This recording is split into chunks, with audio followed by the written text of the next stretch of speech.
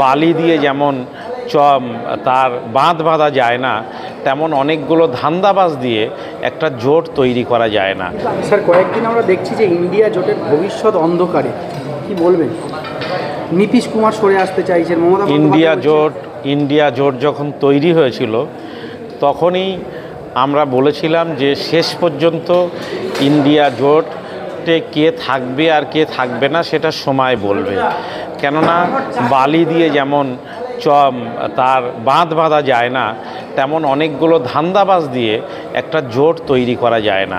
ভারতবর্ষের মানুষ এখনও আমরা আশাবাদী, ভারতবর্ষের মানুষ চাইছেন যে বিজেপিকে হটাতে যারা ধর্মনিরপেক্ষ মানুষ তাদের বা যারা ধর্মনিরপেক্ষ দল তাদের একটা জোট, একটা ঐক্যবদ্ধ শক্তি তৈরি করতে।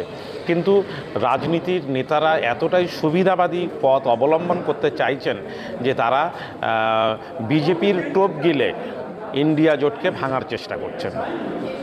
এই জোট কি শেষ পর্যন্ত কতটা হওয়া সম্ভব বলে মনে করেন, বা হওয়া কতটা প্রয়োজনীয়? হওয়া অত্যন্ত প্রয়োজন। হলে অবশ্যই সাম্প্রদায়িক শক্তিকে প্রতিহত করা যেত, কিন্তু অনেকগুলো ধান্দাবাজ দিয়ে এই জোট তৈরি করা সম্ভব নয়। কেননা এই জোটের মধ্যেও আছেন, আবার বিজেপির সঙ্গেও সম্পর্ক রেখেছেন, এরকম অনেক রাজনৈতিক দলের নেতারা এই ইন্ডিয়া জোটের মধ্যে আছে।